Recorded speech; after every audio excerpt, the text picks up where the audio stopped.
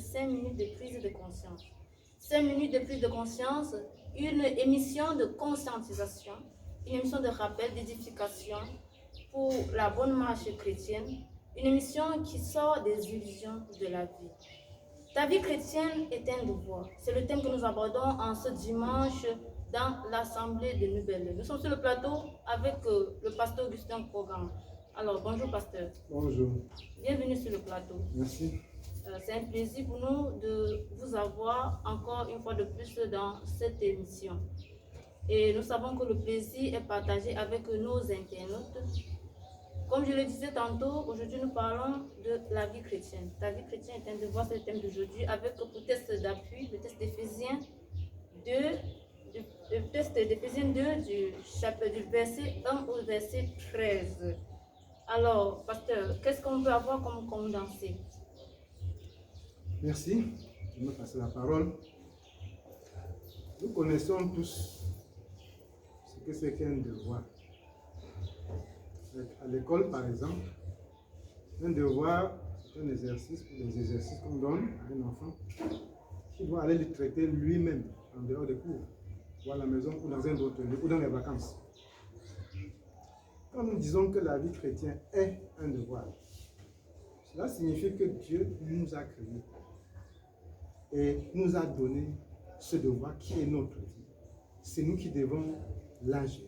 C'est nous qui devons la diriger. C'est nous qui devons faire tout dans notre vie, selon notre propre volonté. Mais il a quand même donné une ligne de conduite selon laquelle il va corriger ce devoir. Le correcteur de ce devoir, c'est Dieu. Ce n'est pas ton frère, ce n'est pas l'homme. Ce n'est même pas ton prédicateur, ni ton pasteur, ni celui qui t'encadre dans la foi. Mais c'est Dieu qui corrige ce devoir. Quand il a donc donné la ligne de correction, chacun doit s'atteler, chacun doit tout faire pour avoir traité sa vie dans le strict respect de cette conduite inscrite par Dieu. Ça veut dire que selon la Bible, selon la parole de Dieu, il nous a donné les commandements à suivre, ce qu'il faut faire et ce qu'on ne doit jamais faire, quel que soit le cas. Quand nous marchons, quand nous parlons, quand nous agissons, quand nous regardons, quand nous écoutons, nous devrions faire preuve d'une attention particulière dans ce qui rentre en nous, dans ce que nous voyons, dans ce que nous disons, dans ce que nous faisons. Ce qui fait que, à la fin des comptes, quand nous aurons cessé de vivre, chacun présentera son devoir, qui est sa vie. Comment as-tu passé ta vie sur la terre? Est-ce que tu l'as passé dans le mensonge, qui est contraire à ce que Dieu a recommandé comme réponse juste? Est-ce que tu l'as passé dans le vol, dans les meurtres, dans l'adultère, dans la prostitution ou dans toutes sortes d'ivrogneries? Dieu tiendra compte de toutes ces choses.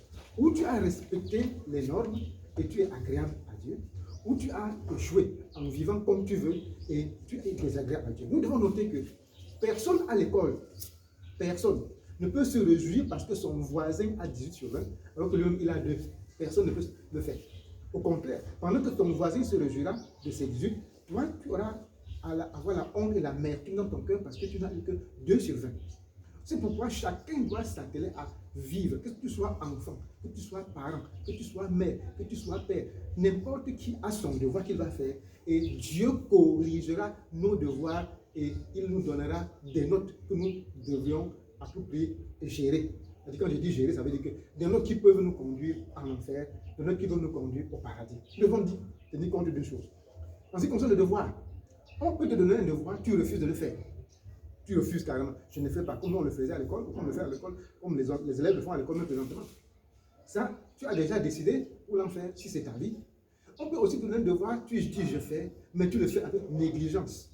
Tu le fais sans tenir compte de ce que tu écris, parce que tu veux fuir la punition. Là encore, il y a 2 catégories. Tu peux faire le devoir et tu échoues.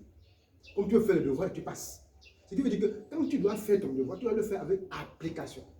Tu dois mettre les fautes là où il ne fallait pas. Il faut bien réfléchir avant de poser n'importe quel acte. Bien réfléchir avant de sortir n'importe quelle parole de ta bouche. Bien réfléchir avant de concevoir n'importe quoi. Bien réfléchir avant de marcher dans la vie, dans tes relations avec les autres, dans tes relations avec Dieu. C'est ce qui est important parce que notre salut, la vie éternelle à laquelle nous aspirons, dépend de ce que nous aurons fait dans notre devoir qui est notre vie. Nous rappelons que nous sommes à Nouvelle, dans Douala, plus précisément derrière le domicile Fampo pour tout besoin utile. Et si vous avez des questions à nous poser, vous pouvez nous les faire parvenir via WhatsApp, Facebook, Skype, pourquoi pas, ou via téléphonie mobile tout simplement. Pasteur, mot de soin? Je veux remercier mes téléspectateurs de m'écouter et d'être réguliers à cette chaîne, et les exhortant que chacun comprenne avec bonne conscience que le devoir a un début, le devoir a une fin. Nous sommes venus, dès que nous naissons, notre devoir commence, et quand nous allons fermer les yeux, notre devoir finit. Veut que chacun veille à faire avec sa vie ce qui peut lui être utile après qu'il aurait fermé les yeux et qu'il serait appelé au jugement de Dieu. Merci, pasteur. Merci. Ta vie chrétienne est un devoir. Toi qui te dis chrétien, si on te corrigeait aujourd'hui, quelle note auras-tu? C'est à toi de répondre à cette question. Mesdames et messieurs, merci de nous avoir suivis. Bon dimanche à tous.